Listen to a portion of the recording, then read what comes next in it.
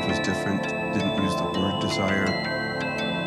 But roughly translated, he said, or is reported to have said, by endeavor, diligence, discipline, and self-mastery, let the wise man make of himself an island that no flood can overwhelm.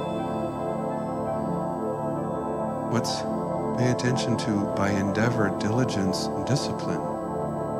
These are all signs of spiritual desire. These are all manifestations of spiritual desire. The current day incarnation of God, Lord Karasana, says, he puts it this way, he says, desire is everything. It is essentially the same root teaching.